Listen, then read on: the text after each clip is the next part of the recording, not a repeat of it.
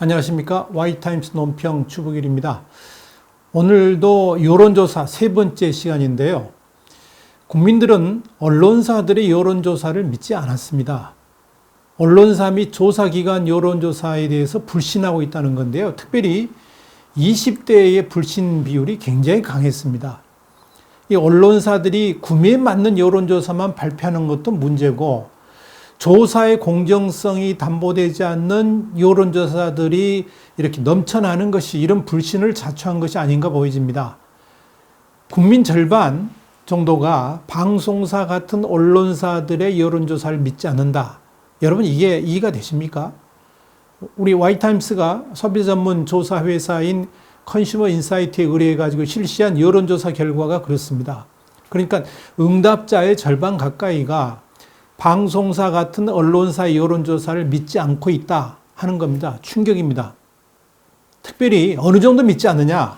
그 불신의 수준이 길거리 여론조사 요즘 좀 장난 삼아서 하죠. 근데 그 길거리 여론조사 수준 정도로 불신이 많다. 아주 이건 심각하다고 말씀드릴 수 있죠. 9월 16일과 17일 이틀간 조사한 휴대폰과 앱 패널을 기반으로 1000명을 조사한 결과가 이제 그런 겁니다. 일반적인 인구 통계 자료에 대해서는 64%가 신뢰하고 있었는데요. 정부가 내놓는 경제 통계 자료, 믿는다, 모르겠다, 믿지 않는다, 이 비율이 거의 3대 3대 3 정도로 이렇게 분할되어 있었습니다. 근데 이것과 대비되는 것이 방송사와 신문사 등의 여론조사 결과였는데요. 이들 기관들이 여론조사에 대해서 26%만이 신뢰한다고 했고 46%는 믿지 않는다라고 그랬습니다. 모르겠다는 28%였고요. 또 이제 그 갤럽과 리얼미터 같은 조사 결과 신뢰도가 36%밖에 되지 않았습니다. 그러니까 10명 중 3명 반 정도만 믿는다 하는 이야기죠. 불신은 29%였고 중립은 35%였습니다. 반면에 요즘 이제 여론조사들에 대해서 불신하면서 이제 생겨난 게 길거리 여론조사잖아요. 24%는 신뢰한다고 했고 42%는 믿지 않는다고 그랬습니다. 중립은 35%입니다. 문제는 언론사들이 발표하는 여론조사의 신뢰 수치가 길거리 여론조사의 신뢰 수준하고 비슷하다는 점입니다. 그만큼 언론사들이 발표하는 여론조사 결과에 대해서 신뢰도가 땅에 떨어져 있다. 이렇게 말씀드릴 수 있을 겁니다. 여기서 언론사 조사라는 게 그러면 여론조사 결과하고 뭐가 다르냐? 아마 이제 국민들은 이 여론조사 기관을 통해서 이제 언론사들에게 이제 뉴스 릴리스를 하게 되는데, 그럴 때 이제 언론사에서 갤럽이나 또 리얼미터 등의 여론조사 결과를 그냥 이렇게 발표하지 않습니까? 그걸 이제 언론사 여론조사 결과로 받아들이고 있지 않나, 이제 그런 생각이 듭니다. 그 말은 결국은 뭐냐면 갤럽이나 리얼미터가 발표하는 그런 여론조사 결과에 대해서도 역시 국민들이 굉장히 많은 불신을 갖고 있다, 이렇게 볼 수가 있는 거죠. 그러니까 언론사 여론조사에 대해서 신뢰도가 낮다 그랬는데요. 특별히 20대 층에서 굉장히 약했습니다. 이 연령대별로 신뢰도를 분석해 보니까 20대 층에서의 신뢰도는 17.3%에 불과했는데 불신은 무려 50.4%에 달했습니다. 가장 신뢰를 보이는 연령층은 60대 이상으로 33.6%였는데요. 그 연령층에서도 불신은 47.1%였습니다. 지역별로 보면 그래도 신뢰를 많이 보내는 지역은 강원, 제주 지역입니다. 29.4%. 그 다음이 이제 광주, 전라 29%인데요. 비교적 또 불신이 높은 지역으로는 대구, 경북입니다. 20.9%. 그리고 대전, 충청 지역 24%, 서울 25.8%의 순이었습니다. 여론조사에 대한 신뢰도 역시 20대가 가장 낮았습니다. 갤럽이나 리얼미터들의 여론조사들이 발표하는 자료에 대한 신뢰도 20대가 18.7%밖에 되질 않았습니다. 신뢰한다는 비율이 그렇다는 거죠. 또 20대에게서의 불신 비율은 35.9였고 중립은 45.4였습니다. 지역별로 봤을 때 여론조사 기관들의 발표 자료에 대해서 대구, 경북 지역의 불신율이 37.2%로 가장 높았습니다. 그 다음이 이제 부울경 지역이라고 그러죠. 부산, 울산, 경남 지역의 불신율이 31.2%였습니다. 지금 이번 빨간 막대가 바로 이제 불신 비율입니다. 자, 그렇다면 여론조사가 왜 이렇게 신뢰를 얻지 못할까요? 왜 여론조사가 여론 왜곡이라 할 정도로 폄훼되고 있는 것일까요? 가장 큰 이유는 국민들이 피부로 느끼는 체감 여론과 너무나도 동떨어진 여론조사 결과들이 발표되고 있기 때문에 그럴 겁니다. 이를테면 대통령에 대한 국정 지지도만 해도 일반적으로 발표되는 조사 결과들이 50% 내를 오르내릴 때 여론조사 공정의 경우에는 30%에 머물렀습니다. 그러나 이 조사 결과를 발표하는 언론들이 거의 없었습니다. 보수 성향의 특정 인터넷 매체 말고는 아무도 보도를 하지 않았습니다. 물론 우리 신문은 보도를 했습니다만 이번 우리 신문의 여론조사 결과도 여론조사 공정의 흐름과 유사합니다. 그렇다면 왜 이렇게 차이가 나는 것이냐 하는 거죠. 가장 큰 이유는 여론조사 풀의 문제라 할 수 있습니다. 가두리 양식장이 뭔지 아시죠? 이 가두리 양식장에 넣어놓은 고기들, 이 가두리 양식장에 넣어놓은 고기들 가운데 일부가 병들게 되면 다 이렇게 병이 퍼지지 않습니까? 이런 식으로 이 가두리 양식장에 넣어놓은 고기들이 이런저런 방식으로 수집한 이제 전화번호들을 매번 조사 때마다 쓴다 그러면 조사 결과 역시 뻔할 수밖에 없습니다.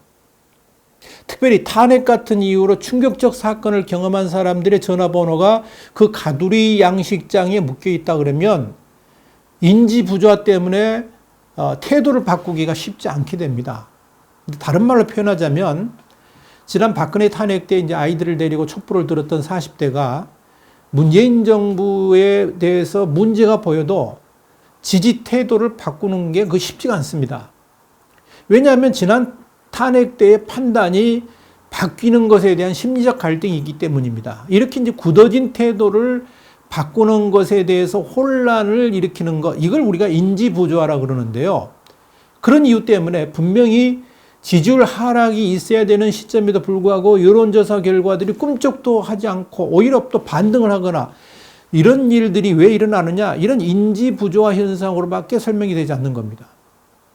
결국은 이 가두리 양식장 내의 번호들이 만약 그렇게 인지부조화를 겪고 있는 사람들이 일정 부분 있다 그러면 여론조사의 결과가 일반 국민들이 느끼는 체감 온도하고 다를 수밖에 없습니다. 대체적으로 한 1000명 정도를 조사하지 않습니까? 그런데 그렇게 인지부조화에 빠진 사람들이 10명만 있어도 1%를 좌지우지하거든요. 보통 우리가 대통령 지지도가 1% 올랐다, 2% 올랐다. 사실은 통계적으로 아무 없는 건데 그걸 되게 또 크게 보도를 하지 않습니까? 마찬가지로 문팬들이 20명, 30명만 그 가두리 양식장에 가둬놓게 되면 어떻게 됩니까? 국민들의 여론과는 완전히 다르게 결정적인 영향을 미칠 수 있다는 겁니다. 이런 조사 왜곡을 방지할 수 있는 여론조사 방식들이 적용돼야 되는데 우리나라 조사회사들은 비용 문제로 감히 탈피할 엄두를 내지 못합니다. 그리고 지금 조사기관들의 가두리 양식장에 있는 전화번호들이 다 탄핵을 겪은 그 시기를 터널을 거쳐왔던 전화번호들이니까 인지부조화에 빠질 수 있는 그런 가능성이 굉장히 높다. 이렇게 이제 설명할 수가 있는 거죠. 그래서 그런 틀을 과감하게 뺀 조사들이 기존 조사들과 상당히 차이 나는 결과들을 내놓게 되는 겁니다. 다시 말씀드리면 탄핵 이전부터 모아뒀던 전화번호들의 풀과 탄핵 이후에 새롭게 만들어진 조사들의 풀과는 결과가 완전히 다를 수 있다 하는 그런 이야기입니다.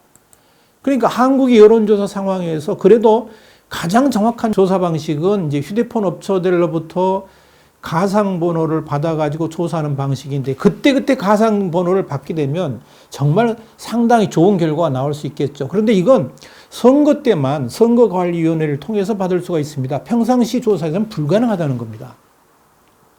그래서 이런저런 방식으로 수집해 놓은 전화번호들을 풀로 쓸 수밖에 없는 상황이 생깁니다. 그것도 오래전부터 축적을 해놔야 3, 40만 이렇게 되겠죠. 그렇기 때문에 현실과는 상당히 차이가 나는 결과가 나올 수밖에 없는 겁니다. 그러니 국민들이 느끼는 체감 온도와 다를 가능성이 높아지는 거죠. 당연히 여론조사에 대한 불신이 생길 수밖에 없습니다. 특별히 여론조사 회사의 난립 때문에 가격 경쟁이 이어지면서 조사의 질 추락도 문제가 되고 있습니다. 또 가격에 맞추기 위해서 ARS를 남용함으로 인해 가지고 응답률이 낮아지지 않습니까?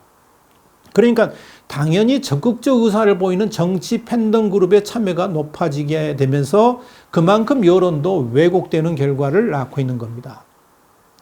또 하나 원인은 여론조사를 시행하는 언론사나 여론조사 기관들이 자신들의 의도에 맞게 질문지를 꾸밈으로 인해 가지고 발생하는 여론 조작이 횡행하기 때문입니다. 의도적으로 원하는 결과를 얻기 위한 질문지 조작, 이건 대국민 사기극이죠. 그런 일들이 가끔 벌어집니다. 질문의 순서라든 질문의 내용 보면 의도적으로 그런 답변을 유도하는 내용들이 있습니다. 조사 전문가의 눈으로는 금방 보이죠. 그럼에도 이런 조사들이 뻔뻔하게 이루어지고 있다는 것은 여론조사의 불신을 가져오는 요인이 되고 있습니다. 또한 이미 시대가 유선에서 무선으로 이동했지 않습니까? 그런데 아직도 유선 전화를 고집하는 조사 행태도 문제입니다. 비용 때문에 그런 거죠. 현재 유선 전화 보유가구는 39%에 불과합니다. 그런데 무선 전화는 98% 이릅니다. 무선 전화는 98%니까 거의 뭐 한 사람당 1인당 한 대의 전화가 있다는 거 아니겠습니까? 이렇게 무선 전화 시대에 적절한 대응을 하지 못한 여론조사 업계의 상황이 지금과 같은 여론조사 질의 추락을 가져오게 된 겁니다. 지금 여론조사를 보면 거의 5대 5죠. 유선전화 5, 그 다음에 무선전화 5. 이제 그래가지고 쿼터를 맞추는데 이런 것들이 지금 상당히 조사의 질의 추락을 가져오고 있다는 이야기죠. 특별히 유선전화를 통한 여론 왜곡은 우리가 이미 경험한 바가 있습니다. 2012년에 이정희, 이석기 사건, 이 여론 왜곡의 대표적이죠. 한 사람이 전화기를 50대, 100대를 놔두고 전화 받는 거, 이런 거죠. 우리 신문사가 이번에 여론조사를 하면서 유선전화를 과감하게 포기한 것도 이런 배경이 있습니다. 소비자 전문 여론조사 기관인 컨슈머 인사이트에 의뢰한 조사 방식이 그래서 무선전화 50%, 웹패널 50% 방식을 적용한 겁니다. 조사 결과에 보니까 무선전화 응답자하고 웹패널 응답자의 결과 거의 차이가 나지 않았습니다. 물론 어떤 조사 방식이 가장 좋은가에 대한 논란이 있을 수 있습니다. 또한 미국에서 인정받은 조사 방식을 할지라도 한국 상황에서 꼭 맞다고 볼 수도 없습니다. 왜냐하면 개인의 의사를 마음껏 표현할 수 있는 분위기가 형성된 미국하고 그렇지 못한 우리나라의 상황이 다르기 때문에 그렇습니다. 또한 연령대별로도 20대 같은 경우에는 자신의 의견을 마음껏 표출할 가능성이 높은데요. 고연령층으로 가면 갈수록 자연스럽게 눈치를 봅니다. 그래서 소신껏 자신의 의사를 표명하지 못합니다. 이런저런 점들을 감안해서 조사 방식도 융통성 있게 진행되어야 될 필요가 있는 겁니다. 그럼에도 불구하고 어떤 조사 방식이 국민 여론을 제대로 보여줄 수 있을까? 이건 이제 판단은 국민 몫이죠. 그런데 이제 분명히 말씀드리는 것은 기존의 여론조사 방식, 그러니까 뭐 탄핵 이전부터 모아뒀던 전화풀을 가지고 여론조사를 하게 되면 반드시 현실과는 다른 결과가 나올 수밖에 없다 하는 걸 말씀드립니다. 제가 이때까지 이런 말씀 한 번도 안 드렸는데요. 옆에 지금 구독 버튼 이야기 나오죠? 꼭 좀 눌러주시기 바랍니다. 국민들이 언론사들의 여론조사를 믿지 않는다는 것, 특별히 20대가 불신이 굉장히 강하다는 것, 오늘 말씀드렸습니다. Y타임스 논평이었습니다. 다음 시간에 다시 뵙겠습니다. 감사합니다.